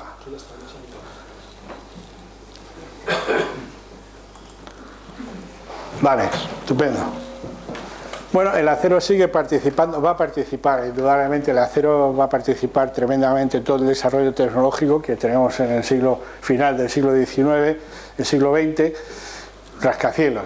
El primer rascacielos, pues tiene más de 10 pisos, se considera un rascacielos, es el Home Insurance Building en Chicago, pertenece a, si recordáis la historia de la arquitectura, la escuela de Chicago, etcétera, construido en 1885, es el primer edificio construido totalmente en acero, es el primero de todos. De hecho, su valor histórico ya no existe, fue derruido en el 1930, por ahí fue fue derribado para construir otra cosa. La Torre Eiffel, para la Exposición Universal de Francia en París en el 1889, está construida gracias al acero. Sin acero no se puede construir. Pero bueno, todo esto se necesita algo. Los ascensores seguros de Elias Otis, otro que nos suena. Porque claro, montar aquí, subir las escaleras, ¿qué sistema para subir y bajar? Pues los ascensores seguros. Y fue Elias Otis el que inventó el primer sistema por el cual, si había algún fallo, se abrían unas mordazas que sujetaban el ascensor a su sitio. Sin Otis no se puede construir eso. Bueno, ya entramos aquí en lo más duro, el armamento en el siglo XIX. Al final, el acero y el vapor van a ser decisivos para la creación de flotas de guerra. Aquí nada más ni nada menos un cañón Krupp de 30,5 centímetros montado en barbeta, instalado en la batería de Santa Ana en Cartagena. Pedazo de cañón tremendo. El USS Texas, construido en 1892, es el primer acorazado totalmente de acero construido por los Estados Unidos.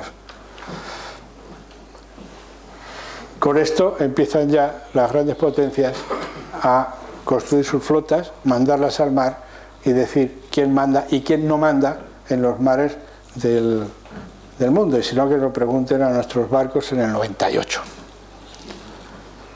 que no se pudieron enfrentar a esto para nada. Bueno, y ahora nos hemos dejado para el final lo más importante, porque todo esto que hemos visto hasta ahora realmente ya está pasado de moda, en buena parte. Lo que es importante es la energía eléctrica. Lo hemos dejado ahí atrás. Vamos a retroceder un poquito de tiempo. Ya en el 1600, Gilbert, que estudió el tema de los imanes y de la electricidad estática, escribe un libro escribe un libro titulado De Magnete, en el cual describe perfectamente todo lo que se sabía en aquella época sobre la electricidad, que era muy poco. La estática, conocida desde el tiempo de los griegos. De hecho, la palabra electricidad viene de electron, que es el nombre que daban los griegos al ámbar, que si se frota con una lana, pues resulta que levantan los papelitos. Como hemos hecho todos en el instituto, cuando nos aburríamos, cogíamos la pluma, la frotábamos y levantábamos papelitos, mientras que aquí nos explicaba algo que no nos interesaba. Pero bueno, pero ahí empieza todo, no creáis que todas las cosas empiezan en algún sitio. Más adelante está la máquina de von Guericke, máquina electrostática. Este ya le conocemos, es el hombre de los hemisferios aquellos que se unían y que no se separaban por culpa de la presión atmosférica. Pues que ahora muy aficionado, se ve que no tenía mucho trabajo como alcalde en Badenburgo y se dedicó a fabricarse una máquina electrostática dando vueltas, pues se ponía las manos y te cargabas de electricidad y luego te podías descargar en algún visitante y le dabas una chispa, ¿no? Realmente durante los siglos XVI y XVII los fenómenos científicos, perdón, 18, que está mal, sería 17 y 18, los fenómenos eléctricos son estudiados fundamentalmente en los gabinetes científicos, es decir, que prácticamente en ese momento no había ninguna aplicación práctica real, era una curiosidad para los científicos en los laboratorios. De hecho, ya empezaron a diferenciar los materiales que conducían, los que no conducían, etc. Y la única forma de obtener un poco de electricidad para hacer algo son las famosas botellas de Leyden, que se cargan con máquinas electrostáticas. Realmente es un simple condensador. Se carga de electrostática, se acumula, y cuando tienes muchas, pues puedes producir una descarga eléctrica y ver qué pasa. De hecho, no tenían más cosa que hacer que, por ejemplo, en Londres cuentan que producían, para probar que la electricidad pasaba por un cable, ¿no? Pues ponían un cable de orilla a orilla del Támesis y se dedicaban a electrocutar ratones, y con una descarga de botella Leyden pues les pegaba ahí un chispazo y dejaban frito a pequeños roedores, demostrando que la electricidad pasaba inmediatamente y que se transmitía por cable. No hacía mucha más aplicación. Pero llegamos al tema del anca de rana y la corriente eléctrica. El anca de rana, el experimento de Galvani. Galvani descubrió cuando trabajaba, era un médico, hacía experimentos de fisiología animal con una anca de rana y descubrió que si se tocaba el anca de la rana estaba en sal metido en una solución fisiológica, como es lógico, natural, se tocaba con instrumentos, pues que se movía la pata, había una especie de movimiento, había una reacción. Se dio cuenta que era si utilizaba dos metales diferentes, por ejemplo cobre y zinc, ¿no? Por ejemplo. Entonces ocurría eso. Hay una leyenda que dice que no, que quien descubrió esto fue su mujer, que estaba preparando ancas de rana, las tenía en el agua y que cogió aquello con un tenedor y un cuchillo de diferente material y aquello se movió. Y entonces se lo dijo a su marido: oye, mira lo que pasa aquí. Pero es una leyenda muy divertida, bueno, sirve como leyenda, pero bueno, probablemente no fue así, el hombre lo estaba investigando. Galvani creía que era por culpa de la electricidad animal. Él no llegó a darse cuenta de qué es lo que estaba pasando. Todos sabemos que hay animales que son capaces de producir descargas eléctricas. Entonces él intuyó, bueno, si esto ocurre es porque he puesto en marcha la parte eléctrica de este cuerpo de la rana, ¿no? Entonces creyó en eso. Pero más tarde Volta, que era amigo de él y le conocía, empezó a estudiar el problema y se dio cuenta que no, que el anca de rana no tenía que ver nada en la historia, que lo que ocurría era que cuando dos metales diferentes separados por un electrolito pueden producir un intercambio misterioso, pero que producía una corriente eléctrica. Y entonces construyó una pila, la pila de Volta. Y cuando lo extendió esta cosa a todos los laboratorios de Europa, en una semana había en todos los laboratorios había una pila de Volta. Es esto, una pila de Volta. Simplemente es una capa zinc, entre medias hay un fieltro con un electrolito, que en este caso es simplemente sal, no he puesto ningún electrolito complicado, ácidos, etcétera, porque para venir aquí mejor que sea algo inocuo como la sal, pero que realmente funciona. Claro, y aquí da lugar a una nueva ciencia, la electroquímica. Aparte de que de repente se dispone en los laboratorios de una fuente de electricidad fiable y continua, pues no era una descarga como antiguamente, pues una descarga, electrocutabas algo allí, te daba una chispa y decías, pues qué bien, no, sino no, tenemos una fuente de electricidad perfectamente manejable a lo largo del tiempo con la cual se puede trabajar y experimentar. Esa batería que tengo ahí, tal como está, da ahora mismo 14 voltios. Luego lo podemos ver si nos da tiempo. Vamos a darnos prisa para poder jugar con eso un poco. Da 14 voltios.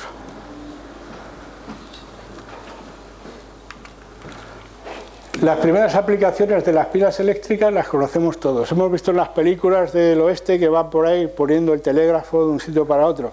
Bueno, pues la primera aplicación de las pilas es precisamente en el telégrafo. Es muy fácil llevar en un carro, llevas tus pilas, vas poniendo los cables y vas comunicándote a lo largo del tendido del ferrocarril, lo que sea. Sirve para el tema de la comunicación a larga distancia, ya se había practicado en tiempos anteriores con fuegos, etcétera. Hay los famosos semáforos de señales que se hacía, hubo uno entre Madrid e Irún, etcétera, de estos intentos para que comunicarse lo más rápidamente a distancia, pero la solución nos la va a dar la pila eléctrica y la telegrafía por cable. Ya se habían hecho intentos en el 774 utilizar descargas eléctricas para transmitir señales con muchos hilos, y según qué hilo llegaba significaba un código, una letra o un mensaje, ¿no? A corta distancia. Aquí hay una imagen, se ve entre dos habitaciones, aquí con una especie de clavijero, se pulsaban las teclas para que se produjeran las descargas eléctricas en la otra habitación. Fue el ESAT, trabajó. Se trabajó también en el telégrafo, por ejemplo, el telégrafo de agujas, también hay que lleva 5 cables, de tal forma que según los cables en los cuales te vas metiendo la corriente eléctrica, se van a activar unos electroimanes y van a mover las agujas, con lo cual puedes convertir una serie de movimientos de aguja en códigos que los puedes interpretar. Este es el teléfono de Cook y Weston, pero el gran paso lo va a dar Samuel Morse. Morse va a inventar el telégrafo que conocemos todos, es un impulso simplemente eléctrico, la pila está conectada con la Tierra, a muchos kilómetros de distancia puede haber el receptor con su bobina conectada a Tierra, la corriente eléctrica va a pasar a través de esto y Tierra, y los impulsos que se golpean ahí se van a recibir en el otro receptor, pudiendo ser leídos con el famoso código Morse. Yo tengo, como me gusta coleccionar estas cosas raras, pequeñas, antiguas, este es un pulsador Morse del siglo antiguo, de esa época, es muy antiguo. Esto es lo que se usaba. Claro, la importancia del invento de Morse y la solución de Morse es tremenda. Creo que no hace falta explicar mucho para darnos cuenta de lo que significa la telegrafía con el código Morse para las comunicaciones en general. Pero bueno, hasta ahora todavía no hemos movido nada con la electricidad, lo único que hacemos es mover una señal como mucho. Y entonces va a tener lugar 20 años más tarde de que Volta inventase la pila. Hay el Ørsted, un danés, va a hacer un experimento que es fundamental. Lo vamos a repetir aquí, ya que estamos y tenemos las cosas necesarias para hacerlo. Lo vamos a repetir porque es tan importante como que ninguna lavadora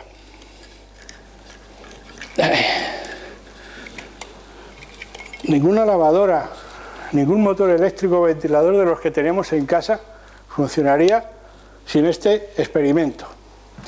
Aquí tenemos una aguja magnética que está orientada, la he puesto, está orientada al norte, entonces él colocó un conductor justamente a lo largo de la aguja magnética. ¡Opla! Y en el momento que aplica la corriente, la aguja magnética cambia de posición. ¿Qué significa eso? Que de algún modo la corriente eléctrica que atraviesa ese conductor genera un campo magnético que hace moverse a la aguja magnética, es decir, hay un efecto mecánico, y esto es la llave de la ingeniería eléctrica. Simplemente, así lo está en los libros, es la llave de la ingeniería eléctrica, el experimento de Ørsted. O sea, un conductor, una corriente eléctrica en un conductor genera un campo magnético alrededor de sí mismo que modifica la posición de ese campo. Del mismo modo lo podemos hacer a la inversa. Vamos van de tiempo. Que va, que va.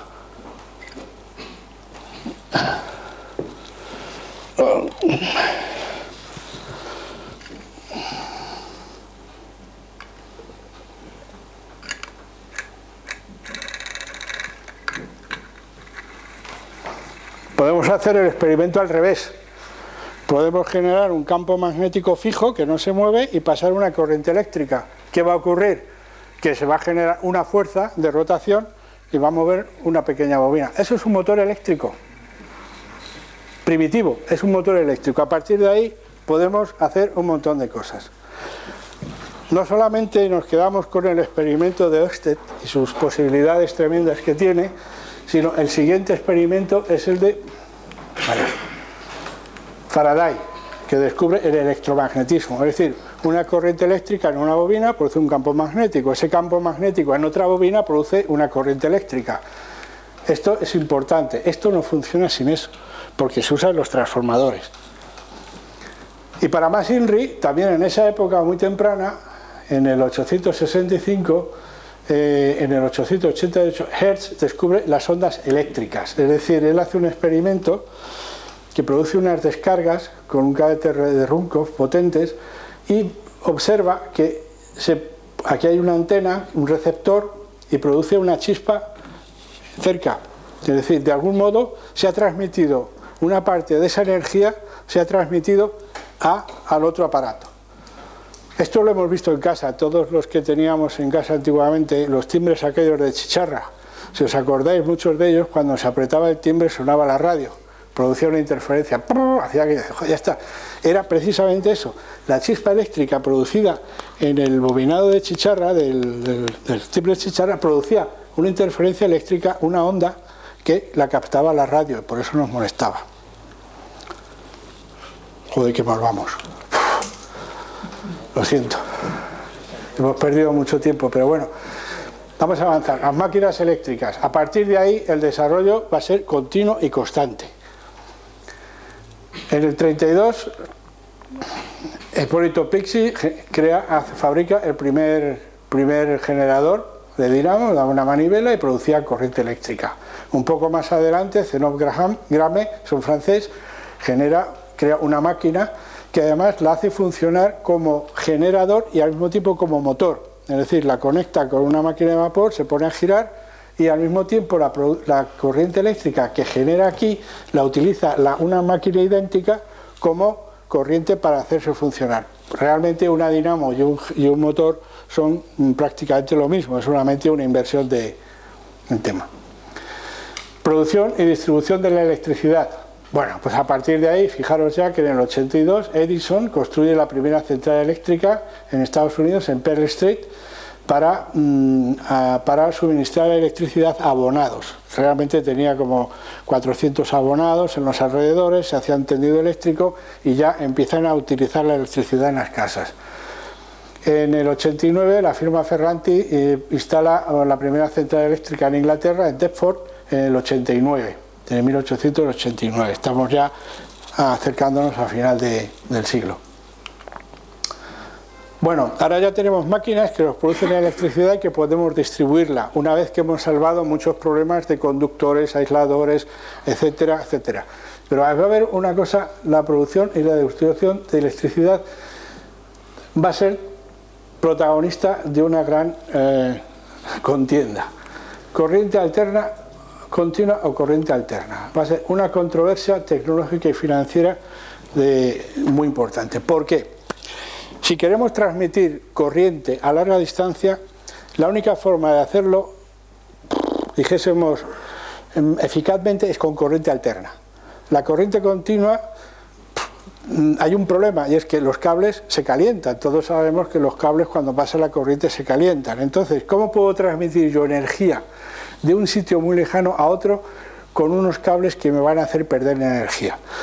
La energía que se pierde en los cables es directamente proporcional a la intensidad que atraviesa. Entonces digo, bueno, pues para yo transmitir una cantidad de vatios, lo que hago es que subo la tensión y bajo la intensidad. Y cuando la quiera utilizar en el otro lado, lo que hago es volver a bajar la intensidad y obtener más intensidad. Es un poquito complicado, habría que empezar aquí con fórmulas, pero vamos a pasar de ello, me lo creéis y ya está. Seguro que de alguno, muchos de aquí tenéis la idea clara de qué hablo. Entonces, ¿qué pasa? Claro, Edison contrató, aparecen aquí, esta batalla va a estar como en un combate de gladiadores. Por un lado, Thomas Alva Edison, el mago de Menlo Park, con tantos inventos que hacía y tal, la General Electric y J.P. Morgan. Nos suenan todos estos, ¿no? Y al otro lado, Nikola Tesla, que era un ingeniero de origen serbio, que empezó a trabajar para Edison en 1984, y George Westinghouse, que también nos suena.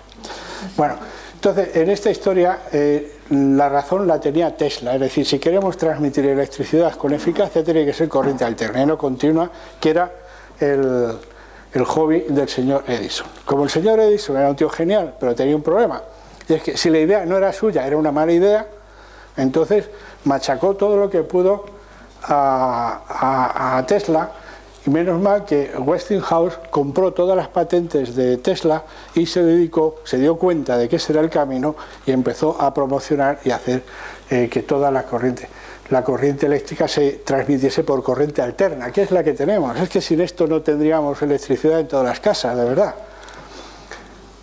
El Edison, que era un mal bicho en el fondo, durante los experimentos con corriente alterna se electrocutó uno de sus obreros. Entonces dijo, uy, esto es muy peligroso, esto es un gran argumento para estar en contra de la corriente alterna porque es peligrosísimo, aquí se mueren todos. Y para más INRI se dedicó a electrocutar animales Creo que electrocutó 50 perros, gallinas, conejos, de todo, caballos, burros, de todo. Que el propio Westinghouse un día... y luego participó en la construcción de la primera silla eléctrica, que funcionaba con corriente continua fatal. El pobre hombre que la justiciaron por primera vez, que tengo por aquí el nombre, pero como tengo el ordenador tan lejos, ya ni puedo decirlo, fue prácticamente cocido. De tal manera que Westinghouse dijo, mira, para esa historia mejor le habéis degollado, ¿no? Y ya está. El señor Edison tenía tan mala leche que continuó, y en 1903 electrocutó a un elefante. Parece que un elefante, Topsy, tenía mala fama, era un elefante joven, que había tenido problemas en el zoológico y creo que era responsable de la muerte de un par de personas, ¿no? Entonces estaba condenado, había que liquidarla. Pues ni corto ni perezoso, dijo, no, pues yo voy aquí, la voy a electrocutar además con energía eléctrica, ¿no? Yo solamente he puesto una foto del periódico. No he querido traer ninguna foto, que además fue filmado. Esto lo podéis ver en internet si lo veis, Elefanta Top, si lo miráis. Las imágenes, las fotos o la filmación de la electrocución de la pobre elefanta.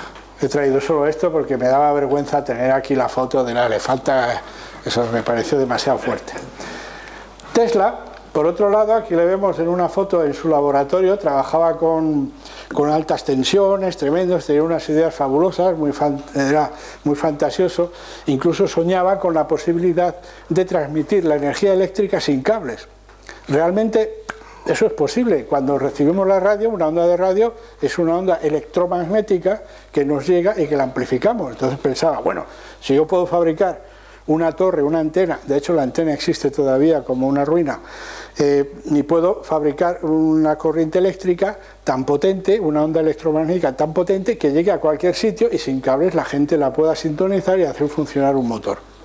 De hecho, si recordáis una película, El Gran Truco, aparece Tesla, en una de las secuencias aparece Tesla, que ilumina unas lámparas cuando el mago va a verle para que le facilite cosas eléctricas para los trucos de magia. Entonces aparecen unas bombillas que se iluminan en un prado, y dice, no, es que esto se ilumina directamente por ello, ¿no? Es así sus ideas.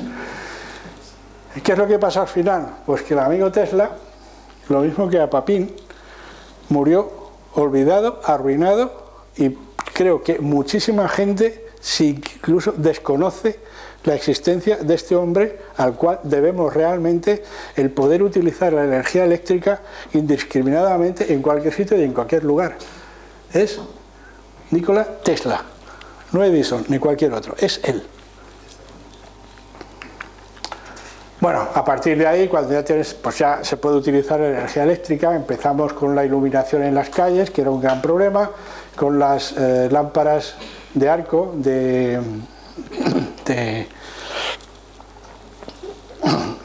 la lámpara de filamento de Edison, que la inventó él. ¿La inventó él? No, que va, ya la había inventado otro. Lo que pasa es que Edison lo único que consiguió fue obtener el tipo de filamento que podía aguantar. Pero la idea de generar dentro de una ampolla una cosa incandescente y que iluminase ya viene de mucho antes. Lo que pasa es que Edison consiguió hacer un vacío más grande y utilizar un material que sí que aguantaba muchas más horas. Y ya vemos un anuncio de la época, a final del siglo XIX, con una cantidad de oferta de aparatos electrodomésticos que ya se ponían en marcha y a la venta para aquellos que pudiesen pagarse la instalación de la electricidad en sus casas. Más aplicaciones, la telefonía. Graham Bell. Sí, efectivamente, Graham Bell en 1876 lo patentó. Pero no es el inventor es el italiano Antonio Meucci, que lo llamó teletrófono. La patente de este hombre se perdió, los papeles. Parece que se perdían ya también los papeles muchas veces en las administraciones y al final nunca logró patentar el teletrófono, el italiano, aquí una imagen de cómo era, y lo patentó Bell. Finalmente, en el año 2005, creo, se ha reconocido que el inventor del teléfono no es Bell, sino Meucci. Lo digo para que si aparece en algún crucigrama, inventor del teléfono, no pongáis Bell, poned Meucci, quién sabe. Las aplicaciones por la telegrafía sin hilos, tenemos a Marconi, ya habíamos visto las ondas hertzianas que había analizado y descubierto Hertz, pues bueno, Marconi se pone en marcha, joder, no puede ser, y lo inventa, se acabó, lo inventa porque lo inventa. Aquí hay una viñeta satírica que se ve de la revista Punch, hay una pareja con una antena arriba y un aparato que es de telegrafía sin hilos, y la historia aquí abajo pone: esta pareja no están hablando entre sí, ella está recibiendo noticias de su amante mientras que él está viendo la cotización de la bolsa. Hoy esto parece de risa, pero cuando nos vemos por ahí todos con el teléfono móvil estamos ya bastante cerca, ¿no? Bueno, la utilización todo esto ya nos lleva a tener que mejorar la producción eléctrica, y sobre todo con las centrales hidráulicas, que además son grandes obras de ingeniería.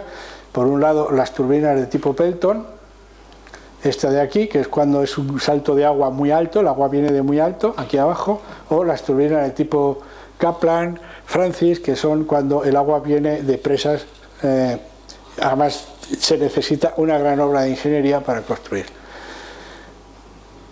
Pero bueno, la máquina de vapor con sus pistones y sus cilindros va a desaparecer, porque realmente lo que más importa, lo que más se va a utilizar va a ser las turbinas de vapor. Ya en el 629 Giovanni Branca idea una máquina con que va a impulsar un chorro de vapor sobre una rueda y que va a mover una máquina. Ya la idea estaba ahí. Realmente esto lo va a realizar Parsons en la Bromberry. En el 901 crea la primera turbina de vapor eficaz.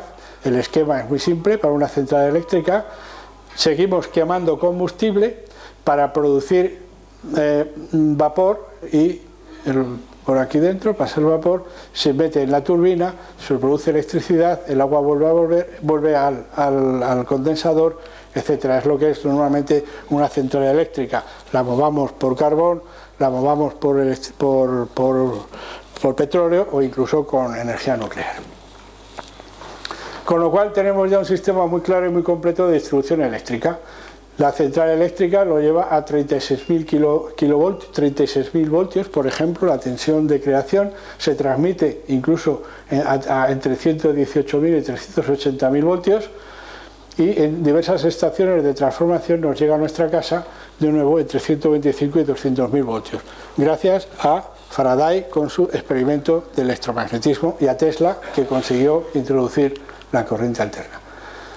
A partir de ahí, pues los inventos se disparan. La tracción eléctrica, pues evidentemente en el tren eléctrico de Siemens, en la Exposición Universal de Berlín, ya fabricó una pequeña locomotora, funcionaba por electricidad.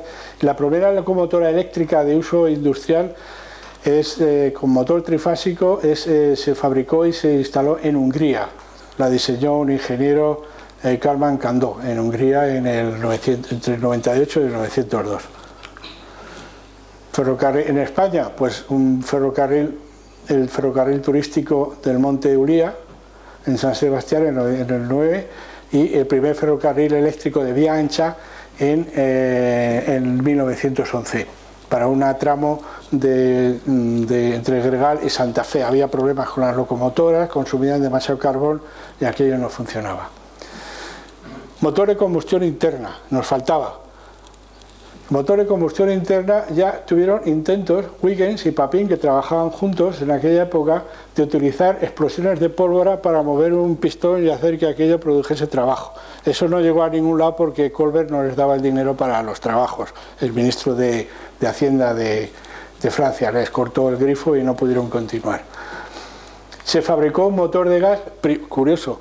El motor de 4 tiempos no viene con la gasolina, sino con el gas. Había ya mucho gas, recordamos que había iluminación de gas, producto de la destilación del carbón, etc.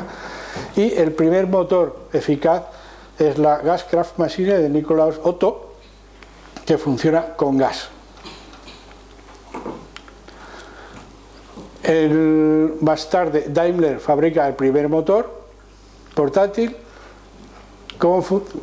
Bueno, vamos a pasar, aquí hay un esquema de cómo funciona un motor de 4 tiempos, pero lo dejamos, no llegamos. Los primeros coches de Benz. Aquí tenemos el Velo, la pequeña, va conducido, son las hijas. Esta foto está hecha con la familia, aquí están las hijas y aquí está el resto de la familia con el faetón y gracias al motor de explosión, que es un aparato que produce una gran cantidad de energía a partir de un combustible relativamente ligero, realmente pues vamos a conseguir ya en los albores del siglo XX el vuelo de los hermanos Wright y un poquito más tarde el vuelo de Berliot. Y ya nos vamos al siglo XX. El siglo XX desde el punto de vista técnico es grandioso, enorme, todo lo que hay, pero hay un problema, y es que realmente todos los que estamos aquí creo hemos nacido en el siglo XX y hemos visto un montón de cosas que se han ido desarrollando, es decir, le falta un poco de perspectiva histórica y a lo mejor no tiene ese espíritu, ese punto romántico de las viejas invenciones y tal. No obstante, sí que lo vamos a tratar. Va a haber un tema muy importante que son las guerras mundiales.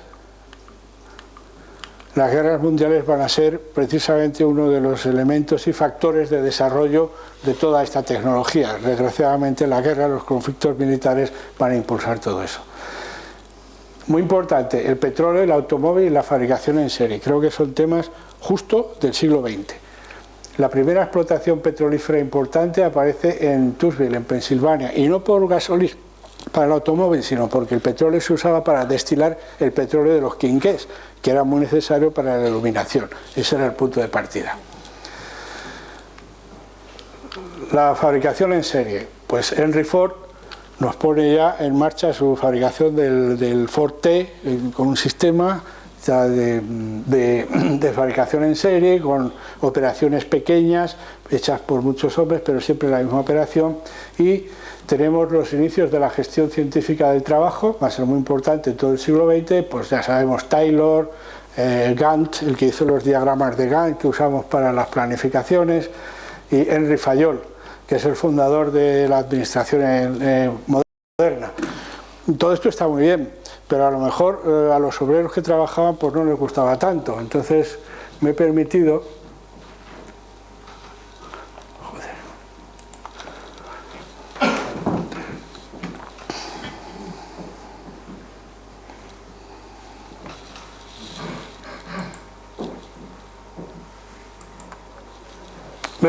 sacaros un poquito una parodia de todo este enloquecimiento industrial generado por el trabajo, la división del trabajo, la especialización, etcétera, etcétera, etcétera. Lo tenemos perfectamente demostrado aquí de forma satírica con el bueno de Charlie Chaplin, la película Tiempos modernos, con los apuros que pasa el pobre hombre en una cadena de montaje enloquecido tratando de conseguir la producción que le obliga el capataz, el dueño que tiene ahí. Creo que es bastante ilustrativo porque hasta quitarse una mosca le produce dificultades que no puede... Vamos para allá. Lo dejamos. Valga como ilustración de contrapunto. Eso se llama el contrapunto. Bueno, vamos a saltarlo. ¿Que hay algo de nuevo en el siglo XX? Sí, los nuevos materiales. El aluminio. El aluminio es un material que en el siglo XIX era escasísimo, rarísimo y era como una joya. Con lo cual, los plásticos, algo nuevo. La repercusión en este diagrama. Lo de abajo es la producción de acero. Aquí tenemos el aluminio y aquí los plásticos. Esto nos da una idea de la importancia que ha tenido el desarrollo de nuevos materiales que han sustituido al acero en grandes proporciones. La electrónica, la radio, etcétera, y al final nos vamos hasta el espacio. En 40 años, con Goddard, que en el 26 su primer cohete de combustible líquido. 40 años más tarde estamos en la Luna y otros 40 años más tarde tenemos estaciones en el espacio. Increíble. Entonces, después de tanto hablar, el año pasado y este año, creo que lo podemos dejar todo esto en una pequeña, en 2 minutos, se puede recopilar en una pequeña secuencia de 2 minutos. ¿Recordáis la película 2001 en la cual aparece en un momento el simio aquel que iba por ahí despistado, que no sabía qué hacer, no sabía cuál era su destino, observando a su alrededor lo que tiene a mano? La curiosidad le le impulsa a coger un objeto con el cual empieza a descubrir que puede usarlo como herramienta, cada vez más fuerte. Su gran cerebro, pero con su minúscula capacidad intuitiva, va aumentando poco a poco hasta que descubre la potencia que tiene en la mano. Ha encontrado una herramienta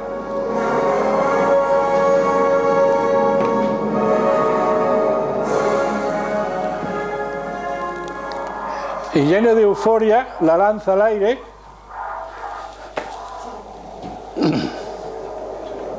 y ese hueso, esa herramienta, se convierte al final en el mejor de sus herramientas,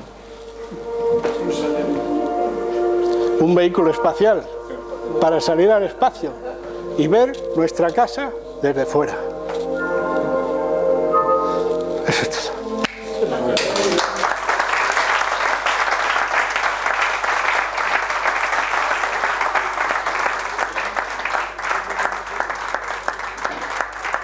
Lo siento. Ha sido una pequeña carrera contra reloj porque tenía mucha materia. No os podéis imaginar la cantidad de transparencias que he quitado antes de venir. Y bueno, para la tercera conferencia. No, que esto me ha dejado casi prácticamente extenuado. Te lo has ganado.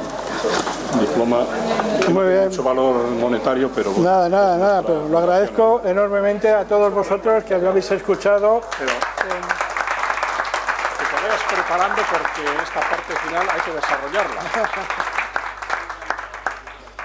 Bueno, vamos a recoger el material.